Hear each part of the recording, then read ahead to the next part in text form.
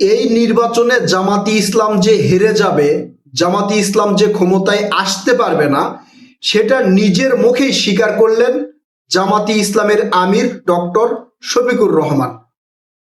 আমরা এই কথাটা বেশ কিছুদিন আগে থেকেই বলছিলাম যে এইবার জামাতি ইসলাম ক্ষমতায় আসতে পারবে না। তখন জামাতি ইসলামের নেতাকর্মীরা আমার কমেন্ট বক্সে এসে শুরু করে দিলেন নানা ধরনের গালিগালাজ। এখন জামাতি ইসলামের আমির ডক্টর শফিকুর রহমান তিনি নিজেই স্বীকার করলেন যে এই নির্বাচনে জামাত জয়ী হতে পারবে না, জামাত সরকার গঠন করতে পারবে না। শুধু তাই নয়, তিনি বলেছেন বিএনপির সাথে আবারও জোট করবেন। আমার কথা আপনাদের বিশ্বাস করার দরকার নাই, আপনারা পত্রিকা দেখেন, পত্রিকায় কি লিখেছে। এই পত্রিকা ভালো করে পড়লেই আপনারা বুঝতে পারবেন জামাতি ইসলামের আমির ডক্টর শফিকুর রহমান কি বলেছেন। বিএনপির গুলশান কার্যালয়ে তারেক রহমানকে সমবেদনা জানানোর জন্য জামাতি ইসলামের আমির, জামাতি ইসলামের আরো বেশ কিছু নেতাকর্মীরা সেখানে গিয়েছিলেন, তারেক রহমানের সাথে সাক্ষাৎ করেছেন, তারেক রহমানকে সমবেদনা জানিয়েছেন। এবং সেই বৈঠকে জামাতি ইসলামের আমির তিনটি বাক্য বলেছেন। সেই বাক্যগুলো খুবই গুরুত্বপূর্ণ। এই বাক্যগুলো জামাতে ইসলামের যে সকল নেতাকর্মীরা বুঝতে পেরেছে তারা হতাশ হয়েছে। কি সেই তিনটি বাক্য? জামাতে ইসলামের আমিরের প্রথম বাক্য ছিল, আমরা বিএনপির সাথে কাজ করতে চাই। হঠাৎ করে জামাতে ইসলামের আমির কেন বললেন যে আমরা বিএনপির সাথে কাজ করতে চাই? আপনারা যদি একটু লক্ষ্য করেন, রাজনৈতিক বক্তব্যগুলো যদি পর্যালোচনা করেন, সেখানে দেখবেন কর্মীরা নেতার কাছে গিয়ে বলে, নেতা আমি আপনার সাথে কাজ করতে চাই, অথবা আমরা আপনার সাথে কাজ করতে চাই। একই বক্তব্য যখন নেতা দেই, অর্থাৎ নেতা যখন বলে যে আমরা তোমাদেরকে নিয়ে কাজ করতে চাই, অর্থাৎ নেতার ভাষ্য হচ্ছে কর্মীদেরকে নিয়ে কাজ করার, আর কর্মীদের ভাষ্য হচ্ছে নেতার সাথে কাজ করার। জামাতি ইসলামের আমির ডক্টর শফিকুর রহমান বললেন আমরা বিএনপির সাথে কাজ করতে চাই। তার মানে বিএনপিকে নিয়ে কাজ করবে এই কথা কিন্তু তিনি বলেননি, তিনি বলেছেন বিএনপির সাথে কাজ করতে চাই। বিষয়টা ভালো করে বুঝতে হবে। তার মানে বিএনপি ক্ষমতায় যাবে এবং বিএনপির সাথে জামাতি ইসলাম একত্রিত হয়ে কাজ করবে। বিএনপি কিন্তু বলে নাই যে আমরা জামাতি ইসলামের সাথে কাজ করব। বিএনপি বলবে আমরা জামাতি ইসলামকে নিয়ে কাজ করব। বুঝতে পেরেছেন বিষয়টা? এই বক্তব্যে স্পষ্ট যে জামাতি ইসলাম বুঝে গেছে আগামী নির্বাচনে জামাতি ইসলামের পরাজয় হবে এবং বিএনপির সাথে কাজ করবে, বিএনপিকে সহযোগিতা করবে দেশ উন্নয়ন করার ক্ষেত্রে। শুধু এইটাই নয়, জামাতি ইসলামের আমিরের দ্বিতীয় বক্তব্য হচ্ছে আমরা অতীতে যেমন বিএনপির সাথে ছিলাম, ভবিষ্যতেও বিএনপির সাথে থাকব। তার মানে এই কথাই তিনি ইঙ্গিত করেছেন যে আমরা বিএনপির সাথেই জোট করব। কেন তিনি বিএনপির সাথে জোট করার এই কথাটা ইঙ্গিতে বললেন? আপনারা ইতিমধ্যে দেখেছেন বাংলাদেশ ইসলামী আন্দোলন মানে চরমোনাই, তারা বলেছে এই ইসলামী সমমাননা যেগুলো দল আছে এগুলো দলকে তারাই একত্রিত করেছে। জামাতের বেশ কিছু কর্মকাণ্ডে এই বাংলাদেশ ইসলামী আন্দোলনের নেতা ফয়জুল করিম তিনি বলেছেন যে আমরা জামাতকে প্রয়োজনে বের করে দিব। অর্থাৎ যে 10 দলীয় নির্বাচনী জোট হয়েছে এই জোট থেকে যে কোনো মুহূর্তে জামাতকে বের করে দিতে পারে।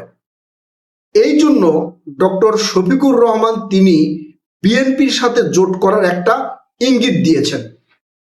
ওই দল থেকে বের হলে বিএনপির সাথে তারা এসে জোট করবে। বিএনপি তাদের নিবে কি নিবে না সেই বিষয়টা মানে অন্য একটা আলোচনা, সেই আলোচনা আমরা আসলে পরে করব। এরপরে 3 নাম্বার যে বাক্যটা ডক্টর শফিকুর রহমান বলেছেন, সেটাতে বলেছেন যে নির্বাচনের পর সরকার গঠনের আগে আমরা বিএনপির সাথে বসবো এবং সরকার গঠনের পরেও আমরা বিএনপির সাথে বসবো। এখানে দুইটি বিষয় ইঙ্গিত করেছেন তিনি মনে করেছেন যে যেই দল জামাতি ইসলাম করেছে, অর্থাৎ জামাতি ইসলামের নির্বাচনী যেই দশ রাজনৈতিক দলের জোট, এই জোট যদি একত্রিত থাকে তাহলে হয়তো সামনের নির্বাচনে তারা জয়ী হতে পারে। তারা যদি জয়ী হয় সেটাও বাংলাদেশ পরিচালনা করার ক্ষেত্রে খুব একটা সাবলীল হবে না, কারণ এই 10 দলের মধ্যে এমন কোনো নেতা নেই, এমন কোনো অভিজ্ঞতাশীল নেতৃত্ব এদের মধ্যে নেই যারা দেশ পরিচালনা করতে পারে। যদি জামাতি ইসলাম সহ যে 10 দলীয় জোট করা হয়েছে তারা যদি ক্ষমতায় আসে, তারপরেও বিএনপিকে ছাড়া তারা দেশ পরিচালনা করতে পারবে না। এই ক্ষেত্রে কৌশলে জামাতি ইসলামের আমির ডক্টর শফিকুর রহমান বলেছেন যে যদি তারাও ক্ষমতায় আসে এরপরেও বিএনপিকে দরকার। যদি তারা নির্বাচনে জয়ীও হয়, সরকার গঠনের আগে বিএনপির পরামর্শ নিয়ে, বিএনপির দিক নির্দেশনা নিয়ে তারা সরকার গঠন করবে এবং সরকার গঠনের পরেও তারা বিএনপির সাথে বসবে, কারণ দেশ পরিচালনা করা এতটা সহজ নয়। এটা তিনি এই আঙ্গিকে বলেছেন।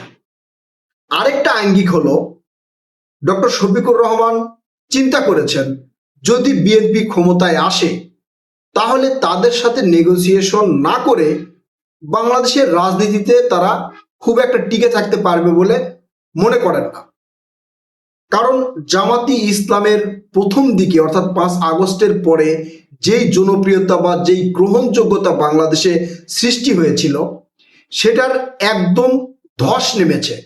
আর ওই গ্রহণযোগ্যতা দেখেই কিন্তু ইসলাম সমমননা যেগুলো দল ছিল তারা জামাত ইসলামের সাথে ঐক্যবদ্ধ হয়েছিল। তাদের কর্মসূচি, তাদের মিটিং, মিছিল, সমাবেশ সবাই একসাথে করত। এখন জামাতি ইসলামের যে ধস নেমেছে সেটা তারা বুঝতে পারছে, যে কোনো মুহূর্তে তারা জামাতি ইসলামের কাছ থেকে দূরে সরে যেতে পারে। সেই ক্ষেত্রে বিএনপিকে ছাড়া জামাতি ইসলাম টিকে থাকতে পারবে না। এই জন্য আগে থেকেই তারেক রহমানকে একটা ইশারা বা ইঙ্গিত দিয়ে আসলো, নির্বাচন যেটাই হোক আমরা বিএনপির সাথে আছি, বিএনপির সাথেই থাকবো। অতীতেও বিএনপির সাথে ছিলাম, ভবিষ্যতেও বিএনপির সাথে থাকবো। অর্থাৎ বিএনপি ক্ষমতায় আসলেও যেন জামাতি ইসলামকে আওয়ামী লীগের মতো অত্যাচার করা না হয়। কারণ জামাতি ইসলামের ভিতরে একটা ভয় আছে, আওয়ামী লীগ যে পরিমাণ নির্যাতন তার অপোজিট পার্টি মানে বিরোধী দল বা বিরোধী মত দমন করতে যে পরিমাণ নির্যাতন চালিয়েছে, এই নির্যাতন যদি কোনোভাবে আর একবার জামাতের উপরে যায় তাহলে জামাত বাংলাদেশ থেকে বিলীন হয়ে যাবে, জামাতের রাজনীতি বাংলাদেশ থেকে বিলীন হয়ে যাবে। তাই অন্তত তারেক রহমানের মন জোগাতে, তারেক রহমানের একটু সংস্পর্শ পেতে, তারেক রহমানের করুণা পেতে ডক্টর শফিকুর রহমান কৌশলে বেশ কিছু বক্তব্য সেখানে দিয়ে এসেছে এবং এই বক্তব্যে স্পষ্ট ফুটে উঠেছে যে জামাতের আমির ডক্টর শফিকুর রহমান তিনি বুঝতে পেরেছেন আগামী জাতীয় সংসদ নির্বাচনে জামাত ক্ষমতায় যেতে পারবে না এবং সবাই মিলেও যদি আল্লাহ না করুক কোনো কারণে ক্ষমতায় যায়, সেই ক্ষমতায় যাওয়ার পরে দেশ পরিচালনার ক্ষেত্রেও বিএনপিকে প্রয়োজন। সেই ক্ষেত্রেও বিএনপিকে তিনি ইশারা ইঙ্গিতে বলে এসেছেন। এছাড়াও বিএনপি যদি সরকার গঠনও করে সেই ক্ষেত্রেও বিএনপির কাছে জামাত ইসলামকে যেতে হবে, সেই কথাটাও তিনি সেখানে বলে এসেছেন। প্রিয় দর্শক, বিষয়টা আপনারা একটু ভালো করে বুঝবেন। তার 3টি বাক্য কিন্তু খুবই গুরুত্বপূর্ণ বাক্য। এই 3টি বাক্য যদি পর্যালোচনা করেন তাহলে অনেক কিছুই বুঝতে পারবেন। আর আপনারা কি বুঝতে পেরেছেন সেটা আপনাদের মূল্যবান বক্তব্য আকারে কমেন্টে কমেন্ট করবেন। ভিডিওতে লাইক দেওয়ার অনুরোধ করছি। কথা হবে নতুন কোনো ভিডিওতে ইনশাআল্লাহ। ততক্ষণ পর্যন্ত ভালো থাকবেন। আল্লাহ হাফেজ।